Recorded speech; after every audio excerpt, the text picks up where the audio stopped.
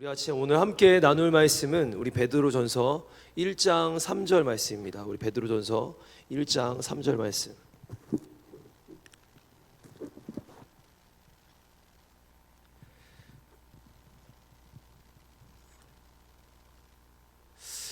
이 아침에 분명히 2도였거든요. 영하 2도였는지 엄청 추웠는데 침대니까 왜 이렇게 덥죠? 네, 오늘 날씨가 지금 계속 일교차가 큰 것 같아요. 여러분 건강 관리 잘 하시길 바랍니다. 우리 베드로전서 우리 1장 우리 3절 말씀을 같이 한번 우리 선포해 보도록 하겠습니다. 우리 두 번 선포합니다. 우리 같이 선포합니다. 시작. 우리 주 예수 그리스도의 아버지 하나님을 찬송하리로다. 그의 많으신 긍휼대로 예수 그리스도를 죽은 자 가운데서 부활하게 하심으로 말미암아 우리를 거듭나게 하사 산 소망이 있게 하시며. 한 번 더 시작. 우리 주 예수 그리스도의 아버지 하나님을 찬송하리로다. 그의 많으신 긍휼대로 예수 그리스도를 죽은 자 가운데서 부활하게 하심으로 말미암아 우리를 거듭나게 하사 산 소망이 있게 하시며. 아멘. 아멘. 저희는 지금 사도신경을 함께 나누고 있습니다. 여러분 우리의 심장을 드리는 고백, 크레도라고 하죠. 크레도, 심장을 드리고 또한 우리의 생명을 드리는 고백, 바로 이 사도신경을 함께 나누고 있는데요. 우리 사도신경은 크게 구조상 성부 하나님에 대한 이야기, 성자 예수님에 대한 이야기, 성령 하나님에 대한 이야기를 함께 우리가 하나하나 살펴보고 있습니다. 이 삼위 하나님께서 우리의 인생 속에 또한 우리의 삶 속에 어떻게 구원의 역사를 이루어 가셨는가를 우리가 말씀을 중심으로 함께 보고 있는데요. 지난 내용들을 함께 잠깐 복습해 보려고 합니다. 하나하나 띄워주시면 감사할 것 같아요. 우리 앞에 내용을 띄워주시면 여러분 하나씩 읽어보겠습니다. 제가 1번 하면 1번 읽으시면 돼요. 이게 지금까지 저희가 설교했던 그 대지들이라고 할까요? 주제만 가져온 건데 이걸 보시면서 우리가 이거를 지금까지 알았고 또 이런 고백으로 우리가 하나님께 나아가는 거구나 라고 아시면 될 것 같아요. 우리 같이 한번 우리 선포해 보겠습니다. 1번. 성부 하나님은 전능하신 하나님이시자 나와 우리의 참 아버지가 되시며 우리를 위해 온 우주 만물을 창조하신 창조주 하나님이 되십니다. 두 번째. 성부 하나님의 유일하신 아들 성자 하나님은 예수 그리스도로서 이 땅의 참 구원자가 되시며 온 우주 만물의 주가 되십니다. 네, 아멘, 아멘. 우리 세 번째.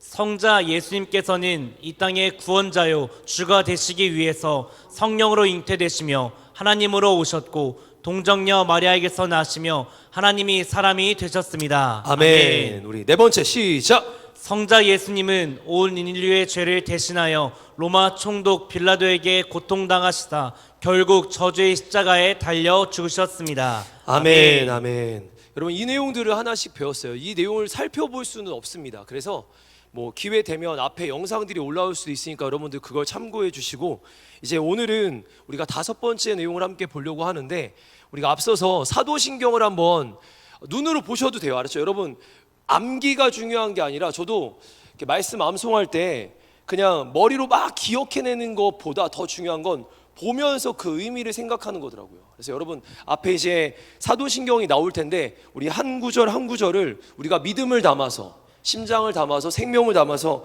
함께 우리 주님께 고백하며 우리 신앙을 고백하겠습니다.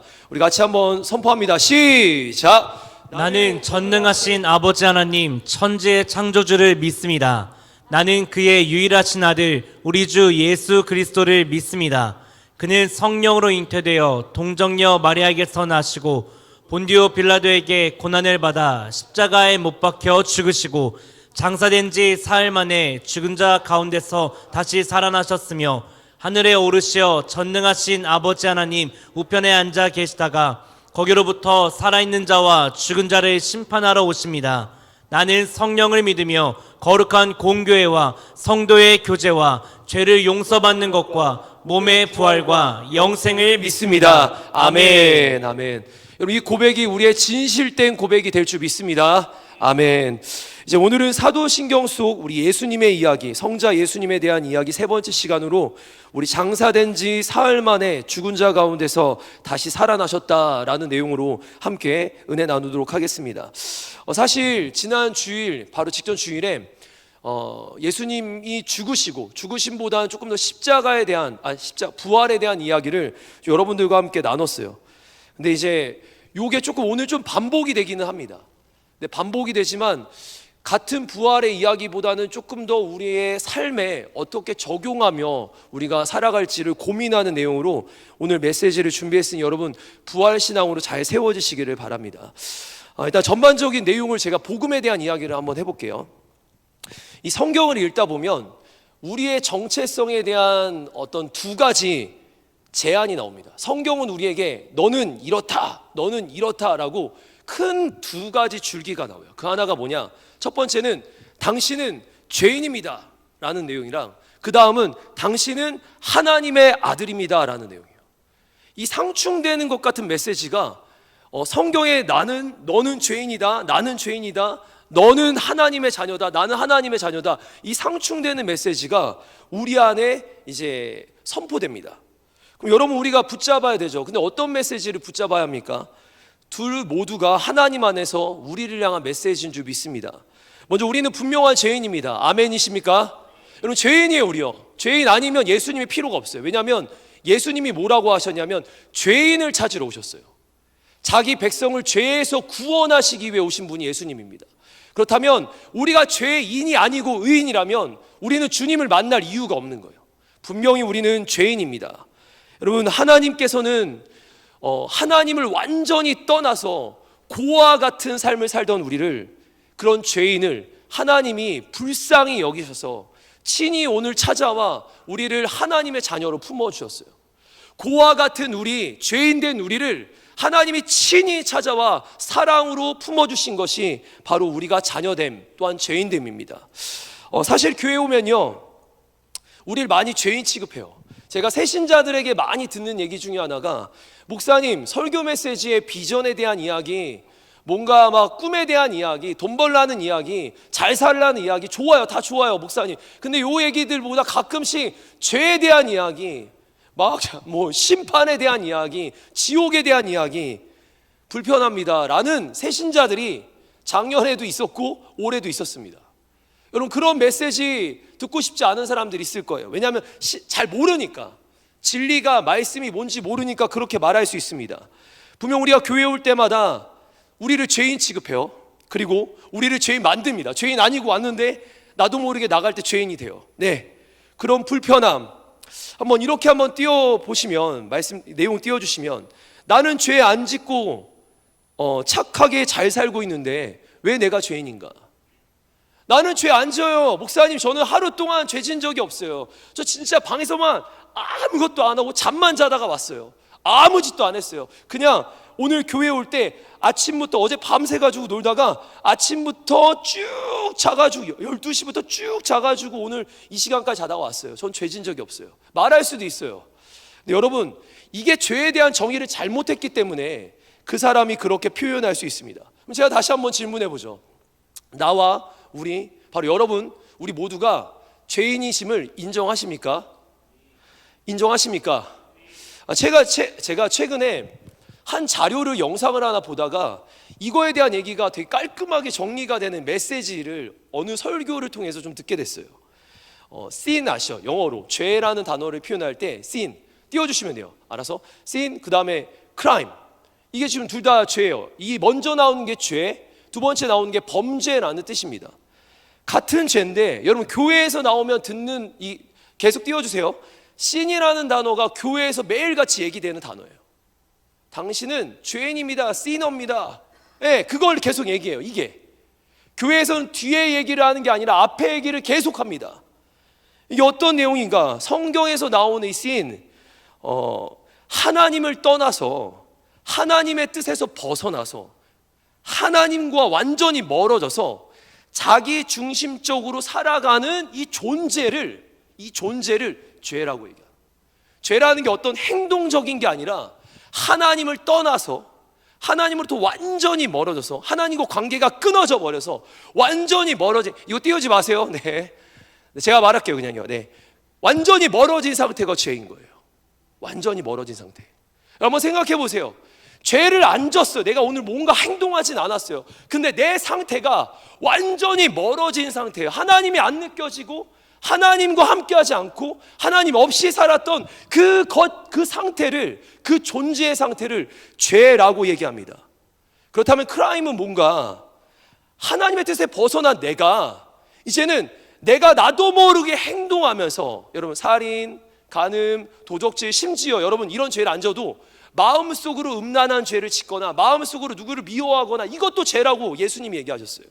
네, 사회적, 법적, 윤리적 규범에서 벗어난 어떤 행동뿐만 아니라 이젠 우리의 마음까지도, 우리 어떤 행동들, 마음의 행위까지도 다 죄가 된대요. 그거를 크라임 죄라고요. 범죄. 한번 이 내용을 좀 정리한 게 칼마르트 우리 신학자의 얘기입니다. 한번 제가 띄워주세요. 제가 읽을게요. 죄는 단순히 잘못된 행동이 아니라, 잘 들으세요, 인간이 하나님을 떠나서 자기 자신을 중심으로 사는 존재의 상태. 내 인생 내가 왕인 거예요. 내가 원하는 삶을 사는 거예요. 내가 하고 싶은 대로, 내가 먹고 싶은 대로, 내가 누리고 싶은 대로 사는 거. 이게 죄인의 상태라는 거예요.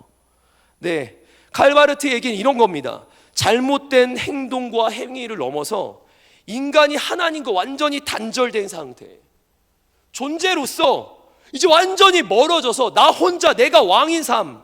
여러분 그게 바로 신을 얘기하는 거예요. 신, 죄. 그럼 크라임은 뭐냐? 도덕적이고 윤리적이고 사회적인 이 범죄에 이어지는 그런 상태를 얘기합니다. 그럼 이걸 정의 한번 해볼게요. 이 제가 들었던 설교 내용에서 이렇게 얘기하더라고요. 여러분 죄인이기 때문에, 여러분 지금 우리 존재가 죄인인 거예요. 존재가 죄로 오염되어 있는 상태. 그래서 우리가 하는 게 죄인 거예요. 죄를 져서 죄인이 되는 게 아니라 죄이니까 모든 게 다 죄가 되는 거예요. 우리의 존재가 죄이기 때문에 하는 모든 것, 모든 말, 모든 행동이 다 죄가 돼버립니다. 되게 비참해요. 교회가 말하는 죄가 바로 이런 내용이에요. 여러분 죄인입니다 하면, 어릴 때 저 초등학교 때 이런 줄 알았어요. 막 엄마한테 아버지 어머니 막 마음에 미워했던 거, 친구들 욕했던 거, 여러분 그건 크라임이에요. 마음속 아래 올라오는 죄의 열매들인 거예요. 근데 그게 아니라 내가 죄인이라고 말하는 건, 당신은 죄인입니까 말하는 건 우리가 하나님부터 멀어졌다라는 거예요. 하나님과 관계없는 인생이 되었다는 거예요. 근데 그 선택을 누가 했는지 아세요? 내가 한 거예요. 내가 멀어지고 내가 마음대로 내가 생각하고 내가 놀고 내가 먹고 내가 나 중심의 삶을 사는 거, 이게 죄인인 겁니다. 죄란, 우리 다음 거 한번 띄워주시면, 죄란 한번 같이 한번 읽어볼까요? 시작. 죄란 하나님을 향해야 할 사랑이 자신을 향한 사랑으로 뒤틀린 것이다. 네, 어거스틴, 우리 신학자 어거스틴 얘기한 거예요. 하나님을 향해야 할 사랑이 자신을 향한 사랑으로 뒤틀려 버린 거. 이 말은 지금 자신을 끔찍하게 사랑하는 거. 여러분 혹시나 이 자리에 혹시나 그런 분이 있다면 한번 점검해 보세요. 자기를 끔찍하게 사랑하는 거예요.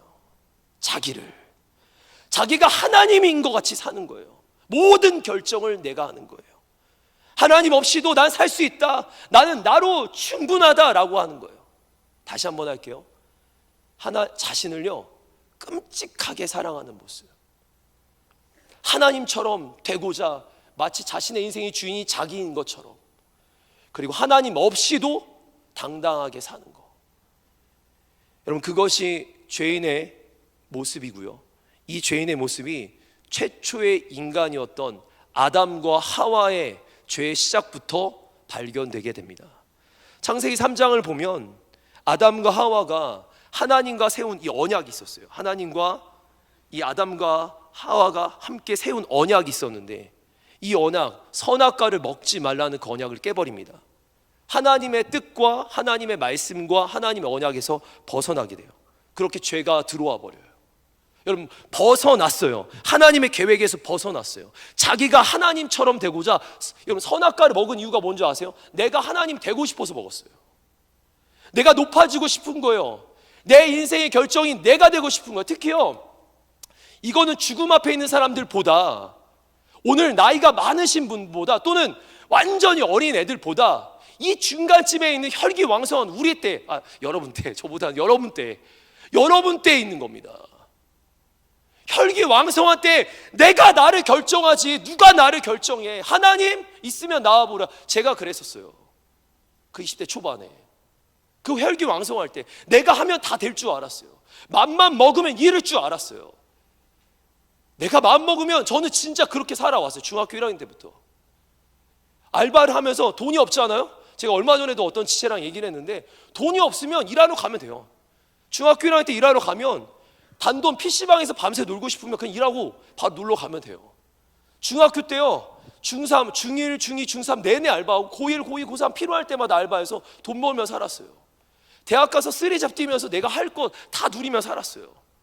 가난했지만 비록 내가 필요하면 다 벌면 됐어요. 근데 이게 살아보면 압니다, 여러분. 우리의 인생이 지금 혈기왕성하기 때문에 우리에게 기회가 있다고 하니까 이렇게 살 수 있지만 시간이 지나잖아요. 아마 이제 부딪히고 있을 거예요. 아마 우리가 수능 시험부터 부딪혔을 거예요. 아니, 중간고사, 기말고사부터 나의 한계, 나의 열정이 한계, 내가 이거 해도 안 되네, 저거 해도 안 되네, 이런 상태, 저런 상태, 계속 여기에 부딪힐 거예요. 그러면서 겸손해지면 드디어 그때쯤 하나님을 찾는데, 그때가 나이 들고예요. 나이 들고 그제서야 하나님 앞에 나와요. 힘 빠질 때. 그게 아니라 아까 우리 찬양 인도자의 그 기도 고백처럼 청년의 때, 진짜 청년의 때 전도서 말씀처럼 우리를 창조하신 하나님을 경외할 줄 알아야 합니다. 우리의 창조주를 기억할 줄 알아야 돼요. 그분 앞에서 내가 당당하게 내가 나의 인생의 결정자다가 아니라 하나님이 나의 인생의 결정자입니다. 나는 하나님 없이는 살 수 없습니다 라고 고백하는 신앙이 되어야 합니다. 네, 그렇습니다. 로마서 5장 12절 말씀 같이 한번 읽어보겠습니다. 시작. 그러므로 한 사람으로 말미암아 죄가 세상에 들어오고 죄로 말미암아 사망이 들어왔나니 이와 같이 모든 사람이 죄를 지었으므로 사망이 모든 사람에게 이르렀느니라. 아멘. 아멘. 말씀 띄워주시면요, 아담과 하와는 최초의 인간이었죠. 당시에 그들에겐 죄가 없었습니다. 없었어요. 근데 아담과 하와가 범죄하게 돼요. 이 인류의 대표자 최초의 인간이 범죄하게 돼요. 그래서 범죄하고 나서부터 이들의 이 영적인 상태가, 여러분 잘 들으세요, 영적인 상태가 죄의 DNA로 죄로 오염되게 됩니다. 이들 안에는 이제 죄의 DNA가 이게 이식된 거예요. 그래서 이들 사이에, 아담과 하와 사이에 나오는 모든 자손들은 다 죄의 DNA를 가지고 태어납니다. 그래서 그들을 뭐라고 하냐면, 우리를 뭐라고 하냐면 죄인이라고 합니다. 여러분 아실 거예요, DNA가 얼마나 중요한지. 제가 아무리 우리 아버지 어머니가 한국 분이시니까, 중국 분 아니고 베트남 분 아니에요, 한국 분이에요. 두 분이 만났어요. 두 분이 결혼했어요. 당연히 저는 한국 사람으로 태어나는 거예요. 황인족으로 태어나는 거예요. 제가 갑자기 백인으로 태어나거나 흑인으로 태어날 수는 없어요. 얼굴이 좀 까맣긴 하지만 황인족 맞아요. 이게 맞는 거예요. DNA에 따라서 결정되는 겁니다. 그것처럼 우리의 영적인 상태가 죄로 오염되어 있으면, 아담과 하와의 후손이라면, 죄인들의 후손이라면 모두가 죄의 DNA를 가진 죄인으로 태어나게 됩니다. 우리 모두는 죄인이라는 거예요. 하나님 앞에서 죄인인 거예요. 그럼 그 죄에 대한 대가를 받아야 되잖아요. 우리가 뭔가 죄인으로 태어났으니 죄의 대가를 받아야 되는데, 죄의 처벌을 받아야 될 텐데, 그 죄의 처벌이 무엇인가? 우리 말씀 2절 한번 보겠습니다. 같이 한번 읽어봅니다. 시작. 선악을 알게 하는 나무의 열매는 먹지 말라. 내가 먹는 날에는 반드시 죽으리라 하시니라. 뭐라고 합니까? 반드시 너 죽을 거야. 여러분 죽는데, 우리 죽어요, 맞죠? 아멘. 우리가 영적으로도 죽고 우리의 영원한 죽음도 있지만 분명히 우리 육체와 영혼이 떨어지는 육체적 죽음도 있습니다. 죽음은 3가지인데 그 3가지 중에 우리의 육체가 반드시 죽는 날이 있어요. 죽지 않았었어요. 원래 아담과 하와가 죄가 없었을 때는 영원히 주님과 함께하는 거였어요. 그러나 우리가 범죄한 이후부터 반드시 죽게 됩니다.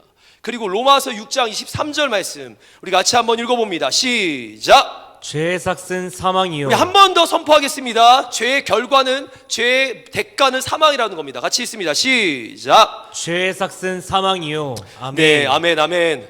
하나님의 말씀인 성경이 말하는 거예요. 뭐라고 하냐면 죄인들의 대가는, 그 대가는 사망이다, 죽음이다. 누군가 물어요. 제자훈련 2강에 나오는 내용이잖아요. 우리는 왜 죽습니까? 여러분, 죽음이 오는 이유를 누구도 설명할 수는 없습니다. 뭐 사고가 왜 나거나, 왜 나이가 들어 죽거나, 우리가 왜 병들어 죽는가, 이 모든 죽음의 이유를 설명할 수 있는 그 어떤 책도 없어요. 근데 성경은 아주 단호하게 말합니다. 죄의 삭은, 죄의 결과는 사망이다. 우리 모두가 그래서 죽음 앞에 서게 되는 거예요. 여기 아무도 죽음 앞에 서지 못하는 사람 없어요. 다 모두가 반드시 죽음 앞에 섭니다. 죽게 됩니다. 그런데 이 죽음 앞에 서게 된 인간들을요, 우리 삼위 하나님, 성부 하나님, 성자 예수님, 성령 하나님이 죽음 앞에 서게 된 이 인간을 그냥 놔두고 볼 수가 없는 거예요. 자기의 형상을 닮은 유일한 존재인데 이렇게 가만 놔둘 수가 없는 거예요. 사망과 저주 가운데 놓여져 있는 이 인간들을, 바로 우리들을 이대로 방치하실 수가 없는 거예요. 죽는 것을 원치 않으셨어요. 살리기를 원하셨습니다. 그래서 우리 사랑의 하나님, 여러분 잘 들으세요. 사랑의 하나님, 분명 사랑의 하나님이 우리를 향해 손을 뻗으신 게 바로 복음인 거예요. 근데 여기 중요한 게 있습니다. 성경에는요, 우리 하나님에 대한 여러 표현이 나오지만 가장 크게 두 기둥이 있습니다. 하나는 사랑의 하나님, 인자하신 하나님, 자비의 하나님. 하나는 우리의 모든 죄를 심판하시고 우리의 죄에 대한 대가를 원하신 하나님, 의로우신 하나님. 지금 하나님과 인간 사이에 언약을 맺었어요. 이 언약이 선악과를 먹지 말라라는 언약이었어요. 근데 이 언약을 인간이 어겨버려요. 근데 이 언약을 어겼을 때 주님이 뭐라고 했습니까? 반드시 너 심판받고 죽는 거야. 근데 하나님의 약속의 말씀이었어요. 우리 하나님이 약속한 거예요. 너 선악과를 먹으면 너 죽는 거야. 결정됐어. 하나님의 말이 분명히 약속이 됐는데 문제가 됩니다. 뭐가 문제가 되죠? 하나님이 두말하면 안 되는 거예요. 하나님이 지금 이 영혼을 사랑한다고, 여기는 이 영혼을 사랑한다고 이랬다 저랬다 하면 하나님의 불의하심이 되는 거예요. 하나님은 선하시지 않게 되는 거예요. 하나님의 말이 너희들, 내가 너와 나와 사이에 맺은 언약을 어겼어. 그럼 너희는 죽는 거야. 나와 약속이야. 반드시 너희 지켜야 돼 했는데 인간이 어겼잖아요. 그런 인간을 품어주면 하나님은 불의하신 분이 되는 겁니다. 선하지 않은 거예요. 하나님이 이랬다 저랬다 하는 거짓말쟁이가 되는 거예요. 그래서 하나님도, 의로우신 하나님도 지금 인간을 살리고 싶은 사랑의 하나님이신데, 어떻게든 인간 살려내고 싶은 사랑의 하나님인데, 또 하나 우리 하나님이 의로우신 하나님인 거예요. 이 사이에서 하나님이 고민합니다. 그리고 하나님의 중대한 결정이 이루어지죠. 뭐냐? 이 모든 거를 다 감당할 수 있는 게 뭐냐? 독생자 예수님을 보내주시는 성육신 사건인 거예요. 독생자 예수 그리스도를 보내주시는 성육신 사건. 이게 구체적으로 성령으로 잉태되어 동정녀 마리아에게 탄생하는 내용이에요. 지난주에 우리가 살펴봤지만 조금 더 얘기를 한번 해보죠. 죄에 오염되어 있는 우리입니다. 우리가 애를 낳으면 어떻게 되죠? 자녀를 낳으면 죄인이 되는 거예요. 근데 죄인이 죄인을 구원할 수 없습니다. 죄가 죄를 대신할 수 없는 거예요. 그렇다면 죄가 없는 분이 누군가 이 땅에 오셔야 돼요. 여러분, 죄 없는 자가 오셔야 돼요. 죄를 다 짓고 있어요, 우리가 모두가. 그래서 내 죄를 너가 대신할 수 없어요. 너도 죽는 거고 나도 죽는 거거든요. 너도 죽고 너도 죽고 너도 죽고 우리 모두가 죽는 거라 누구도 우리의 죄를 대신할 수 없는데 죄 없는 분이 나오셔야 되는 거예요. 그리고 그 죄의 대가를 대신 치르실, 나를 대신해서 죄 없는 분이 오셔서 내 죄를 대신해 죄의 대가를 대신해서 죽을 깨끗한 분, 죄 없는 분이 오셔야 되는데, 여러분, 이러기 위해서 인간의 DNA, 죄의 DNA 영향 없이, 남자와 여자의 죄의 DNA 영향이 없이 성령으로 잉태되신 주님이 탄생하십니다. 여러분, 성령의 잉태가 되게 중요한 말이에요. 우리는 가볍게 그냥 성령으로 잉태되어 동정녀 이렇게 나오지만, 그 말은 뭐냐면 인간의 죄의 영향력 없이, 남자와 여자라는 이 죄의 DNA의 그 영향 하나도 없이 오로지 하나님의 잉태하심 안에서 태어나신 분이 예수 그리스도라는 겁니다. 그리고 그분은 이 땅에 오셔서 하나님이 이 땅에 오셔서 하나님의 신성함을, 깨끗하신 죄 없으심을 지켜내셨어요. 그리고 또 하나, 인간과 인간의 동등함으로 오셔야 되는 거예요. 우리의 죄를 대신하려면 죄가 없어야 되는 것도 1번, 두 번째는 뭐냐면 우리의 죄를 감당하려면 우리와 동등된 위치여야 되는 거예요. 그래서 사람으로 오시기 위해 하나님이 택하신 사람은 동정녀 마리아였습니다. 남자의 영향을 없이 처녀였던 마리아를 통해 예수님이 마리아의 몸을 입고 이 땅에 육신을 입고 오시게 됩니다. 그래서 예수님은요, 완벽한 하나님, 성령으로 잉태되신 완벽한 하나님이시자 마리아를 통해 육신의 옷을 입고 오신 완벽한 사람이셨어요. 여러분, 이게 우리의 모든 죄를 담당할 유일한 구원자의 조건이었습니다. 우리 말씀 빌립보서 5장 2장 5절부터 8절 말씀 우리 같이 한번 우리 읽어보겠습니다. 이 내용을 잘 생각하면서 한번 보세요. 시작. 너희 안에 이 마음을 품으라. 곧 그리스도 예수의 마음이니 그는 근본 하나님의 본체시라. 뭐라 그래요? 하나님과 동등된 거예요. 하나님의 본체시라 그래요. 그 다음 하나님과 시작. 하나님과 동등됨을 취할 것을 여기지 아니하시고 오히려 자기를 비워 종의 형체를 가지사 사람들과 같이 되셨고 사람의 모양으로 나타나사 자기를 낮추시고 죽기까지 복종하셨으니 곧 십자가에 죽으심이라. 아멘, 아멘. 사람이 되셨습니다. 하나님이 사람이 되셨습니다. 아멘. 여러분, 하나님이 사람이 되셨습니다. 이게 너무나 중요한 명제예요. 우리가 하나님이, 저 위대하신 하나님이 연약한 인간의 옷을 입고 죄 많은 세상에 오셔서 인간 가운데 가장 처절한 저주의 십자가에 매달려 죽으셨어요. 여러분, 이 모든 사건의 이유가 뭐라고 했습니까? 바로 우리 때문에, 우리를 구원하시기 위해 그렇게 죽으셨습니다. 특별히 지난주 우리 저주의 십자가 얘기를 나눴습니다. 저주의 십자가에서는요, 제가 지난주에 내용도 조금 얘기했는데 묵상을 계속 하는데 마음에 주시는 내용들이 계속 막 떠오르는 거예요. 막 앉아있으면.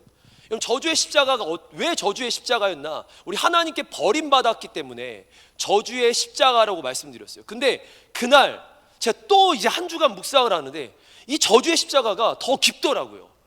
예수님이 십자가에 못 박히신 그날 일단 온 인류 모든 사람들의 죄가 예수님께 다 담당된 거예요. 모든 올 인류의 죄악이 예수님 위에 다 짊어지게 된 거예요. 그리고 인류는 예수님을 손가락질합니다. 조롱합니다. 욕합니다. 비웃습니다. 그리고 때립니다. 그리고 심지어 예수님을 제자들까지도, 함께 했던 제자들까지도 버려버려요. 여러분, 지금 예수님은요, 인류에게 버림받았어요. 창조주 중에 한 분이신 창조주 예수님이 창조물들에게 버림받게 돼요. 그러나 더 큰 예수님 안에 고통이 뭐였는지 아세요? 예수님 마지막 엘리 엘리 라마 사박다니, 무슨 뜻입니까? 나의 하나님 어찌하여 나를 버리시나이까? 버림받게 되거든요. 네, 버림받았어요. 누구에게요? 하나님께 버림받게 됐어요. 인류에게 버림받는 것도 참을 수 없는 고통이지만 더 큰 고통은 하나님 아버지께 버림받은 거예요. 단 한 번도 끊어진 적이 없는, 영원히 함께 하셨던 하나님과 예수님의 관계. 근데 그날 십자가에서 끊어져 버리게 됩니다. 이 말은 무슨 말이냐면 예수님은 십자가에서 혼자가 되셨습니다. 왜 그렇게까지 하셨는가? 저주의 십자가를 받게 되는가? 인류의 모두가 버림받고, 인류에게, 그리고 심지어 하늘 아버지께 버림받는 그 저주의 십자가. 여러분, 그 의미가 무엇인가? 우리 베드로전서 2장 24절 말씀 함께 보겠습니다. 시작. 친히 나무에 달려 그 몸으로 우리 죄를 담당하셨으니 이는 우리로 죄에 대하여 죽고 의에 대하여 살게 하려 하심이라. 그가 채찍에 맞음으로 너희는 나음을 얻었나니. 아멘, 아멘. 말씀 잠깐 띄워주시면 여러분 잘 보세요. 말씀에 우리의 죄를 대신하여 십자가의 나무에 달리셨대요. 근데 여기 중요한 게 우리를 살리려고 그런 거래요. 우리 두 번째 줄 보면은 이는 우리의 죄에 대하여 죽고 의에 대하여 살게 하려고. 그 밑에 뭐라고 합니까? 낫게 하려고. 우리를 낫게 하려고, 우리를 회복시키려고, 우리를 살게 하려고, 우리를 영원한 그의 품으로 인도해 주시려고. 여러분, 제가 생각을 해봤습니다. 그럴 만한 자격이 되는가? 나와 우리는 그런 만한 사랑을 받으며 그런 만한 은혜를 받을 만한 자격이 되는가? 아니요, 전혀 없죠. 전혀 없죠. 아무것도 한 적이 없어요. 뭘 대단한 걸 한 적이 없어요. 여러분, 2000년 전에 예수님이 십자가에 죽으셨습니다.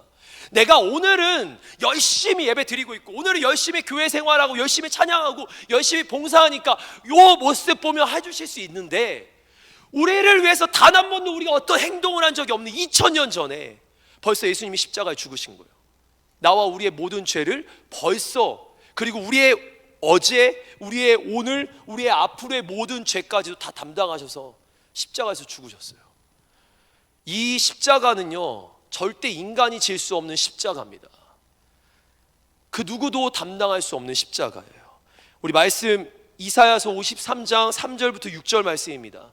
이거 너무 중요한 말씀이고, 이 내용이 바로 예수님 십자가 고통과 그 십자가의 사건을 그냥 한눈에 다 보여주는 말씀인데, 우리 한 절씩 한번 고백해 보겠습니다. 시작. 그는 멸시를 받아 사람들에게 버림받았으며 간고를 많이 겪었으며 질고를 아는 자라. 마치 사람들이 그에게서 얼굴을 가리는 것 같이 멸시를 당하였고 우리도 그를 귀히 여기지 아니하였도다.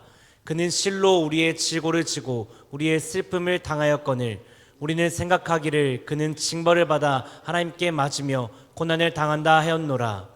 그가 찔림은 우리의 허물 때문이요 그가 상함은 우리의 죄악 때문이라.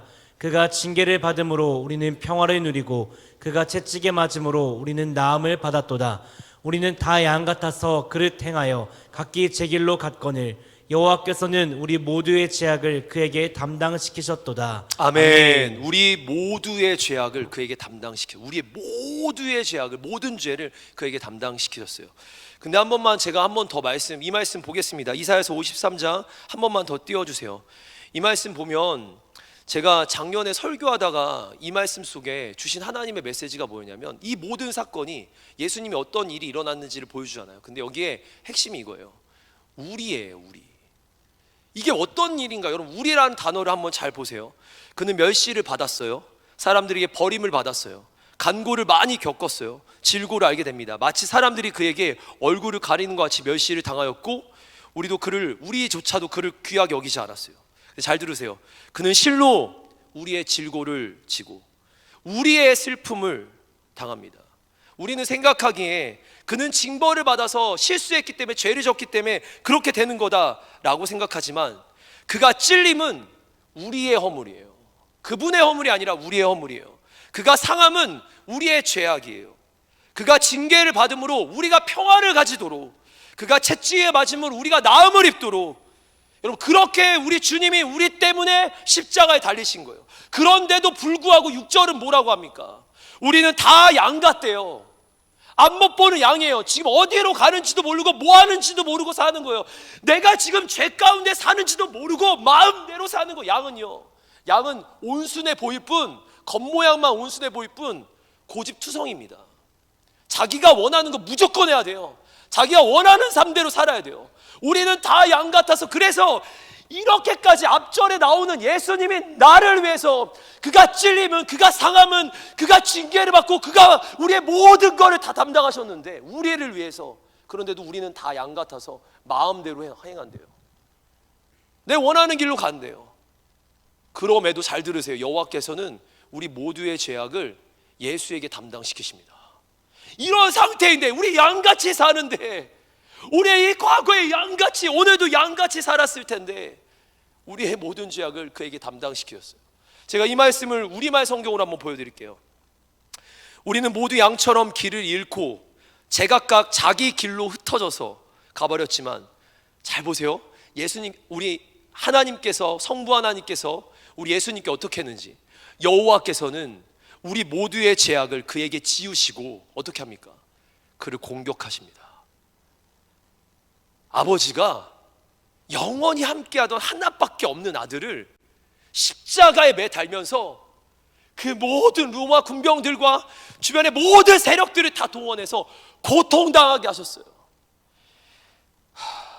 이게 십자가예요. 우리가 그냥 입에다 막 아무 때나 올려도 될 만한 십자가가 아니에요. 결코 가벼운 십자가가 아닙니다. 저주의 십자가입니다. 우리의 모든 죄를 담당하시며 홀로 하나님 아버지의 공격을 받으며 죄의 심판과 처벌을 받은 게 십자가예요. 예수님의 죽음과 십자가를 순교자들의 죽음과 빗대어선 절대 안 됩니다. 결코 예수님의 십자가와 비교할 수 없습니다. 뿐만 아니라 제자들이 따라야 할 모범이 된다고 생각하는 예수 십자가라고 생각하면 안 됩니다. 여러분, 예수 십자가는 아무도 못 져요. 세상에 예수님만 지실 수 있는 겁니다.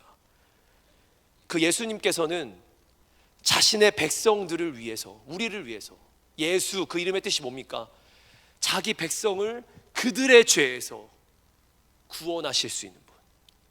여러분, 그 백성들의, 우리의 죄를 위해서, 우리를 대표해서, 우리를 대신해서 달리신 곳이 십자가예요.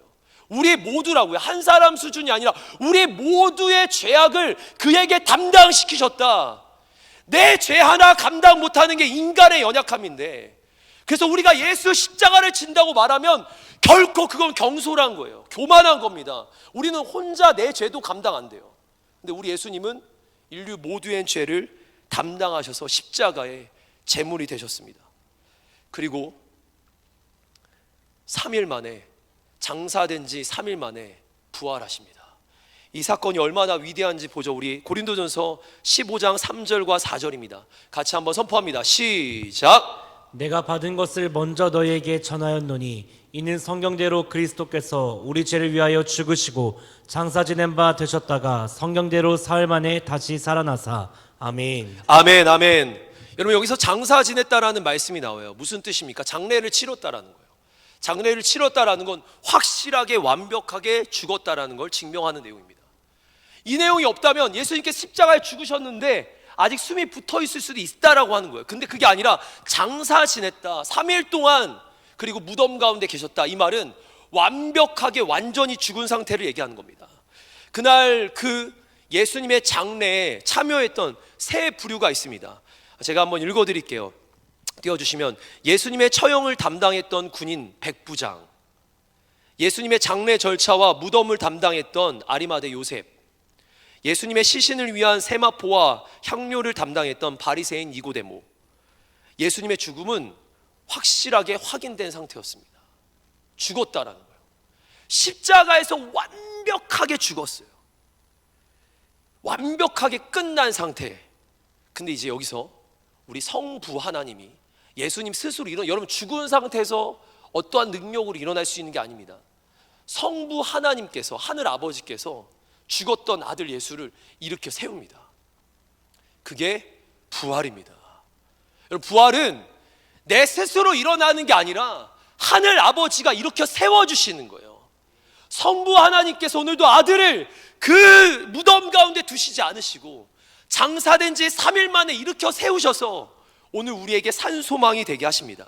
베드로전서 1장 3절 말씀 우리 같이 한번 선포해 보겠습니다. 시작. 우리 주 예수 그리스도의 아버지 하나님을 찬송하리로다. 그의 많으신 긍휼대로 예수 그리스도를 죽은 자 가운데서 부활하게 하심으로 말미암아 우리를 거듭나게 하사 산소망이 있게 하시며. 아멘, 아멘. 여러분, 기독교의 핵심의, 신앙의 핵심은 하나는 십자가요, 하나는 부활입니다. 여러분 반드시 기억하세요. 영원히 기억하세요. 우리의 신앙의 핵심은 십자가와 부활입니다. 십자가만 아닙니다. 십자가만은 아닙니다. 반드시 부활이 있어야 합니다. 십자가에서 예수님께서 우리를 위해 죽으심으로 우리의 모든 죄가 다 해결됐어요. 아멘. 우리의 모든 죄가 예수 피 흘리심으로, 그가 찔리고 상하고 피 흘리심으로 우리의 모든 죄가 다 용서되어졌습니다. 그런데 만약 예수님께서 그렇게 피 흘리시고 나서 무덤에 들어가셨는데 그 몸이 썩어져 죽었다면, 그렇게 끝이었다면, 십자가로만 끝이었다면, 여러분, 구원은, 참된 구원은 완성되지 못한 거예요. 십자가에서 죽으신 예수님이 무덤 가운데 있었는데 그게 끝이었다면 우리 죄는 용서받지만 우리가 어떻게 살아가야 할지, 우리가 어떤 삶으로 앞으로 영원히 살아갈지가 길이 안 보이는 거예요. 여러분, 이런 말씀이 있잖아요. 내가 부활이요 생명이다. 내가 부활할 거고 내가 생명이고 영원한 생명이다. 나를 믿으면 영원히 살 거다라고 했어요. 근데 그 예수님 십자가에서 죽으시고 무덤 가운데 갇혀 계실 때 그대로 끝났다면 우리의 기독교는 지금 믿어서 안 됩니다. 믿을 이유가 없어요. 근데 그날 무덤 문을 여시고 그날 하나님 아버지께서 아들 예수를 일으켜 세우시면서, 여러분, 우리의 이 기독교가, 아니요, 진리죠. 예수 그리스도 진리가, 이 구원이 완성된 거예요. 십자가와 부활로 복음이 완성됐습니다. 죽는 것 때문에 사람들이 이렇게 막 감격하면서 내 죄를 위해서 죽으셨지, 그리고 무덤 보면서 십자가 보면서 우는 사람들이 있어요. 틀린 거 아니에요. 그러나 그게 끝이 아니라는 것만 아세요. 거기서 끝난 게 아니라 예수님 부활하셔서 이제 내가 어떻게 살아야 할까, 내가 무엇을 향해 살아야 할까, 내가 어디를 향해 가야 할까가 보이는 것이 바로 부활인 거예요. 부활이 없으면 십자가도 헛것이 됩니다. 우리 말씀, 우리 고린도전서 15장 14절과 17절 말씀입니다. 우리 같이 한번 선포하겠습니다. 시작. 그리스도께서 만일 다시 살아나지 못하셨으면 우리가 전파하는 것도 헛것이요 또 너희 믿음도 헛것이며 그리스도께서 다시 살아나신 일이 없으면 너희의 믿음도 헛되고 너희가 여전히 죄 가운데 있을 것이요. 네, 아멘. 말씀 띄워주세요. 뭐라고 합니까? 여러분, 우리가 부활을 모르면, 부활의 능력과 부활의 힘이 없으면, 부활의 메시지가 없으면 우리 전파하는 게 다 헛것이래요. 우리가, 여러분, 누구한테 옆에 가서 예수님이 당신의 죄를 위해 죽어주셨어요, 당신 하나님이 사랑하십니다, 여러분, 이것만 전하면 안 된다고 성경이 말하잖아요. 우리의 전파하는 게 예수님의 부활이 이게 뭔지 모르면 아무 능력이 나타나지 않습니다. 심지어 우리의 믿음도 헛것이 되는 거예요. 뭘 믿는가? 우리 분명 예수님 믿는데 십자가만 알고 믿으면 그 믿음이 헛것이 된대요. 예수님의 다시 살아나신 부활의 능력이 우리 안에 임해야 우리의 신앙이 진짜 제대로 된 방향으로 가는 겁니다. 사랑하는 예수누리 청년교회 여러분, 그렇다면 이제 오늘의 메시지의 핵심이에요. 우리는 예수님의 부활 사건을 나의 사건으로 믿고 계십니까? 그럼 예수님의 부활이 내 부활이고 나의 영원한 부활이고 내 삶의 방향이고 나의 능력이라는 것을 경험하며 누리며 살고 계십니까? 분명히 십자가만 얘기하는 거 균형을 잃은 거예요. 많이들 십자가를 중요하게 여기지만 정작 정말 중요한 건 예수님의 부활의 가치를 알아야 되고 그 능력을 붙잡고 살아가야 되는 것이 우리 그리스도인들인 줄 믿습니다. 할렐루야. 다시 한번 질문해 보겠습니다. 우리 사랑하는 청년들, 예수님의 부활 사건을 나의 사건으로 믿으며 나는 산 소망, 여러분 죽은 소망이 아니라, 소망이 없다가 아니라 산 소망으로 살고 계십니까? 이렇게 우울한 말 하는 사람들 있잖아요. 우울한 말 하는 사람들, 부정적인 말 하는 사람들, 불편한 말 하는 사람들, 맨날 안 된대, 못 한대. 여러분, 이 사람들요, 다시 한번 이들에게 도전하고 싶습니다. 부활의 주님을 만나세요, 제발. 그 부정적인 말들이 어디서 시작되는 거냐면, 아직도 내가 부활의 주님, 오늘도 죽음에서, 그 누구도 할 수 없는 죽음에서 생명으로 옮겨지는 이 사건을 내 사건으로 안 받아들였기 때문에 오늘도 부정적으로 사는 거예요. 난 안 돼. 뭐가 안 됩니까? 죽는 것도 살려냈는데, 죽으심도 역전하셨는데 뭐가 안 된다라는 거예요. 인류 그 어떤 사건도 해결 못한 사건이 죽음의 문제인데 그 죽음을 해결하신 분이 예수 그리스도입니다. 그분의 부활이 내 안에 있는 순간 내가 못할 게 없다는 아니겠지만 내가 안 될 수는 없다라는 거는, 이거는 절대 우리 말에서 나와야 될 말이 아닌 거예요. 하나님이 나와 함께 하시면, 그 부활의 주님이 나와 함께 하시면 오늘 어떠한 상황으로 내 인생이 끌려갈지라도 나는 거기에 노예되지 않습니다. 왜냐하면 살아계신 주님이 나와 함께 하시고 죽음까지도 역전하신 분이 나와 함께 하시니 내 삶은 세상과 죄와 어떤 이 땅의 어떤 것들에, 땅의 것들에게 붙잡히지 않게 되는 겁니다. 우리 말씀 베드로전서 1장 3절 말씀 다시 한번 우리 같이 한번 힘차게 한번 선포해 보겠습니다. 시작. 우리 주 예수 그리스도의 아버지 하나님을 찬송하리로다. 그의 많으신 긍휼대로 예수 그리스도를 죽은 자 가운데서 부활하게 하심으로 말미암아 우리를 거듭나게 하사 산 소망이 있게 하시며. 아멘, 아멘. 말씀 한번 계속 띄워주시면, 말씀이 뭐라고 합니까? 우리가 예수 그리스도의 부활을 믿어요. 어떻게 된대요? 거듭난대요. 다시 태어나는 거예요. 다시. 나는 예전에 쭈글쭈글하고 이렇게 막 쪼그라드는 인생이고 내가 연약한 인생일지라도 예전에 예수 그리스도를 만나는 그 순간부터 나는 완전히 거듭나는 거예요. 다시 태어나는 거예요. 다시 태어나 나는 이제 산 소망을 가지고 살아가는 겁니다. 죽은 소망이 아니라 살아있는 소망을 가지고. 소망이 있으십니까? 내가 살아가야 할 목적이 있으십니까? 돈 벌기 위해서 여러분 그것도 빨리 내려놔야 돼요. 돈 가지고 우리 담임 목사님 말씀처럼 적신으로 왔다 적신으로 간다니까요. 돈을 가지고 천국에 가고 열방을 향해 가는 게 아니라 주님 품고 가는 거예요. 산 소망이신 주님과 함께 가는 거란 말입니다. 언젠가 한 책에서 읽은 내용입니다. 부활주의를 보내고 참석한 모임에 이제 아는 장로님을 만나서 이 책의 저자가 그 장로님께 이렇게 인사를 물어봤대요. 장로님, 부활절 잘 보내셨나요? 그러자 그분이 멋쩍어서 이렇게 대답을 하시는 거예요. 부활절 잘 보냈습니다. 그런데 정작 저의 삶은 부활의 삶을 살지 못해서가 문제입니다. 부활절을 보내는 것과 부활의 삶을 사는 것은 다른 거라는 거예요. 부활절 행사를 기가 막히게 마치고 뭔가 막 기억들은 있어. 근데 그거와 나의 매일의 삶에 부활의 능력을 경험하는 삶은 다른 겁니다. 우리 어떠합니까? 매일 부활의 소망을 가지고 살아가고 계십니까? 추상적인 개념이 아니에요. 부활은 추상적인 게 아니에요. 우리의 모든 죄를 용서하기 위해서 받으신 그 저주의 십자가가 실제이듯, 그래서 실제이기 때문에 우리가 다 걸고 다니는 거잖아요. 메고 다니든 걸고 다니든 십자가를 어디다 막 새겨놓든 그렇잖아요. 똑같이 부활도 죽음을 이기신 승리하신 부활입니다. 우리가 붙잡아야 합니다. 그리고 더 이상 삼위의 하나님은, 여러분 기억하세요. 삼위의 하나님은 우리가 둘 중에 하나라면 십자가의 삶을 살기를 원하실까요? 우리 주님 하나님 아버지가, 삼위일체 하나님은 우리가 십자가의 삶을 살기 원하실까요? 부활의 삶을 살기 원하실까요? 둘 다 살아야 하는데, 그리고 죽어야 사는 게 맞는데 둘 다 같이 가는 건데, 그래도 어디에 조금 더 비중을 둘까요? 우리 하나님은 당연한 거 아닐까요? 내 자녀가 맨날 죽는데 이걸 원하실까요? 아니요. 우리 주님은요, 산다를 원하시는 거예요. 주님과 함께 산다. 나의 산소망이신 예수 그리스도와 함께 이 땅 가운데, 열방 가운데 살겠다. 이게 우리 주님의 마음이란 말입니다. 여러분, 부활은요 이런 의미를 가지고 있습니다. 우리 계속 한번 띄워주시면 제가 읽어볼게요. 부활은 역사적입니다. 그리스도의 십자가와 부활을 상징이 아니라 역사적 사건으로 믿어야 합니다.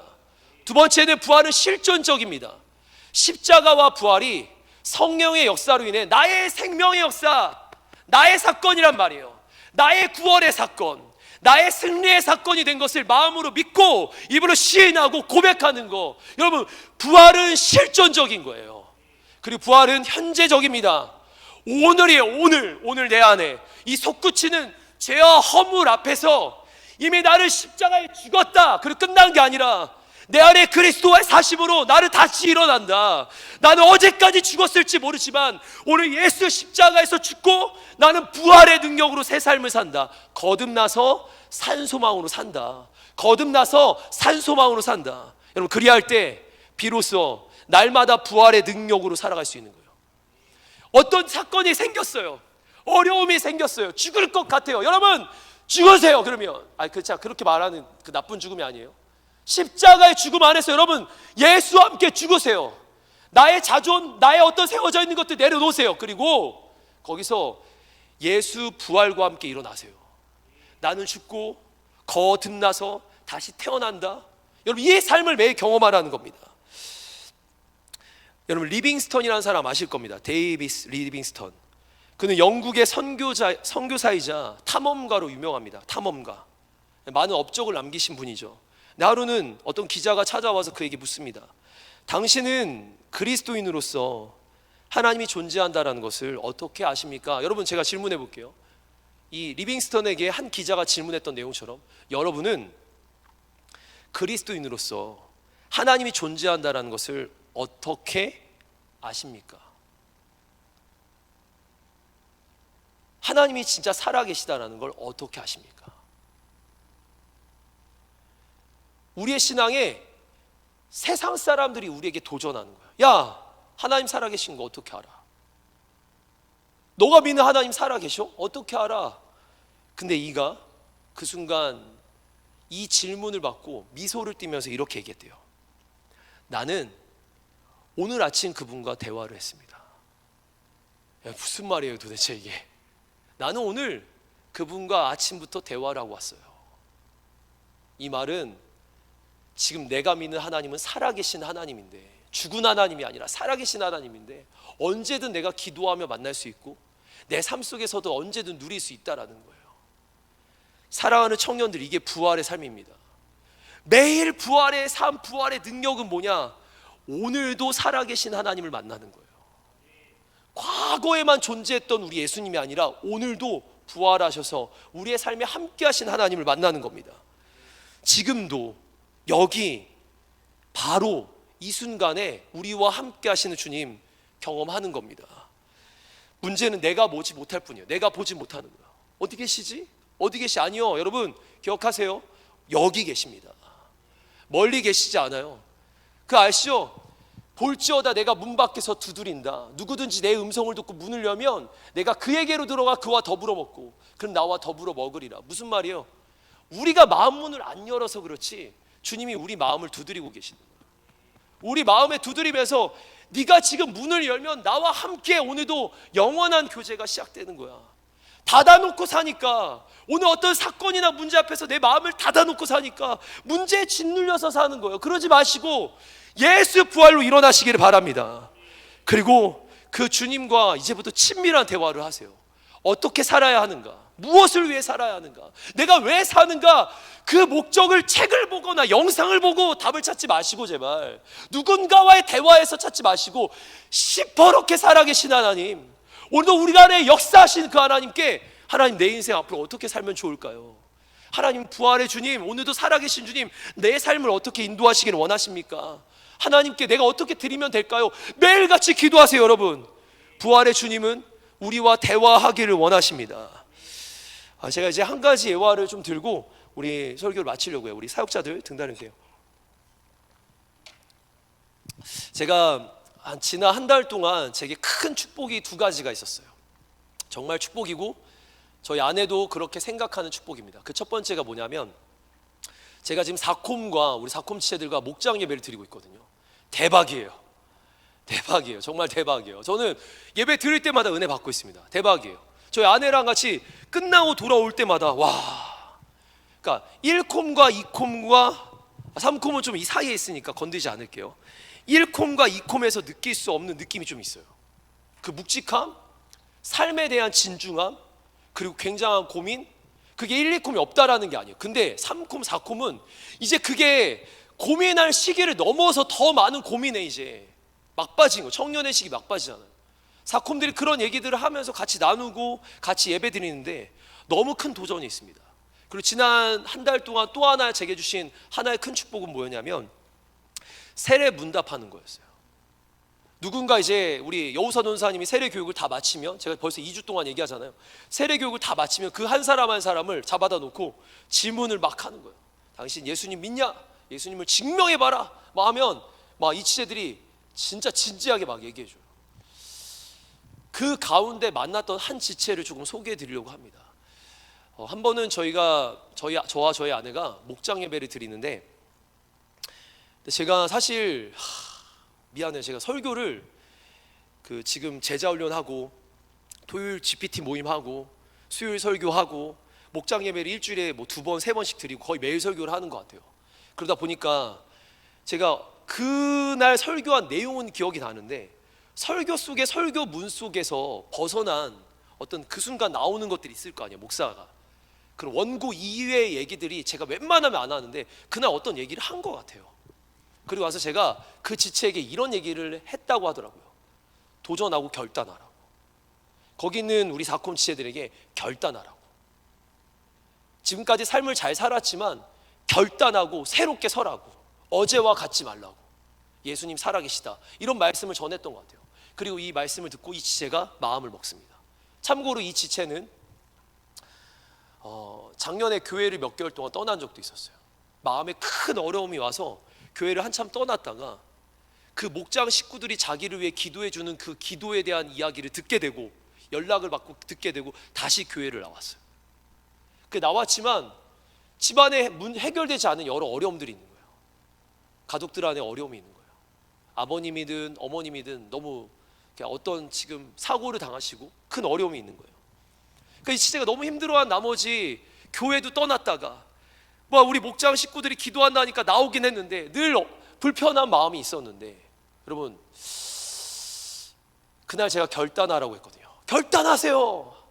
더 이상 어제와 같지 마세요. 근데 그 얘기를 마음속 깊이 받아들이고 그날로부터 자기가 무엇을 어떻게 하나님 앞에서 결단하면 좋을까 생각하다가 아버님과 어머님의 구원을 놓고 회복을 놓고 자기가 결단해야 되겠다는 마음을 가지게 됩니다.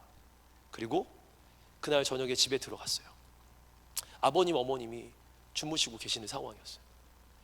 몰래 가서 두 분 주무시는 다리를 잡고 기도해 드립니다. 참고로 신앙생활 시작한 지 얼마 안 됩니다. 다 얼마 안 돼요. 세례 받았기 때문에 얼마 안 되는 거예요. 여러분 여기 있는 사람들 2, 3년 차 이상이잖아요. 얼마 안 돼요. 근데 그가 이 얘기를 순수하게 받아들이고 가서 기도를 합니다. 아버지 어머니 발을 붙잡고 주무시는 부모님 붙잡고 기도를 해요. 그리고 그렇게 몇 번의 기도가 진행이 되던 찰나에 아버지가 큰 사고를 당하셨는데 회복이 분명히 병원에서 3개월 이상이라고 했어요. 3개월 이상이래요. 큰 사고를 당했는데 3개월 이상 걸린대요. 병원 더 이상 걸릴 거라고 했어요. 근데 한 달 반 만에 충분히 퇴원하실 수 있는 상황으로 바뀌게 됩니다. 회복 속도가 엄청 3배 이상 빨라지게 돼요. 어머님은 어떤 상황으로 인해 마음에 큰 어려움이 있으셨어요. 그 어머님이 늘 어두운 마음으로 불편한 마음으로 계셨는데 어느 순간부터 웃고 계시는 거래요. 그 어머님 웃고 계시는 거래요. 집에 갔더니. 그렇지 않았는데. 그러면서 어머님이 최근에 이런 얘기를 하셨대요. 내 자녀야, 나 너 따라 한번 교회 가고 싶다. 두 분 다 참고로 한 번도 교회 나가신 적이 없는 분들이에요. 저는 그날 그 얘기를 듣고 같이 울었어요. 아, 우리 하나님 살아계시다. 잘 들어보세요. 뭐라고 했어요 제가요? 우리 하나님 살아계시다고요. 죽은 하나님 아니라 살아계신 하나님 믿는 거예요.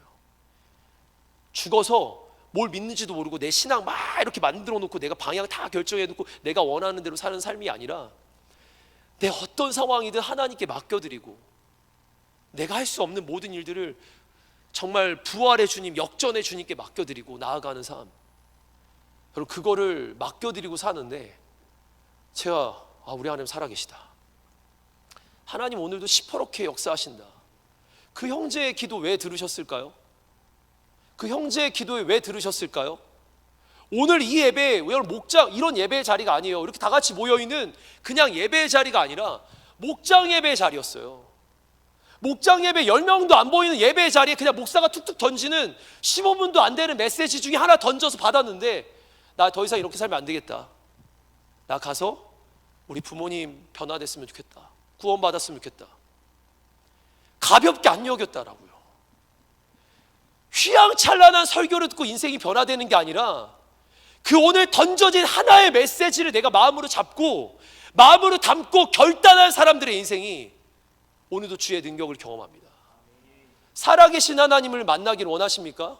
결단하세요. 어제와는 다른 신앙의 결단을 하세요. 내 신앙이 어제까지 묶여 있어요. 계속 안 된대. 옛날에도 안 됐대. 예전에도 안 됐대. 맞아요. 변하지 않는 검은 머리 인간들입니다. 안 변해요. 여러분 안 변합니다. 사람들이 말하는 그 속담 맞아요. 안 변해요. 근데 중요한 게 있어요. 우리 안 변하니까 예수께 가서 내가 죽는 거예요. 나는 죽고 거듭나서 다시 태어나는 거예요. 내가 죽고 다시 태어나면서 어제와 같지 않은 삶을 살게 되는 겁니다. 그게 바로 부활의 능력이에요. 나는 할 수 없습니다. 그래서 나는 오늘도 내가 그리스도와 함께 십자가에 죽고 오늘 예수와 함께 다시 살아납니다. 주님, 여러분 그 능력을 경험하시길 바랍니다. 마음에 주님에 대한 확고한 생각을 빨리 가지세요. 하나님 살아계시다. 아멘. 따라해 보겠습니다. 성자 하나님은, 더 크게 성자 하나님은, 예수님은 살아계십니다. 살아계십니다. 죽지 않았다고요. 내 삶에서 내가 그분을 죽일 뿐 그분은 시퍼렇게 살아계십니다. 오늘도 내 안에서 그분을 살아계신 주님으로 믿고 따르면, 산 소망을 가지고 살면 우리의 삶은 어제와 다를 겁니다. 어제와 다를 겁니다. 어떤 내 삶에 보여지는 역사 아니어도 내가 달라질 거예요. 산 소망으로 예수와 함께하는 그 놀라운 삶, 우리 모든 청년들이 살아가기를 도전하고 축복합니다.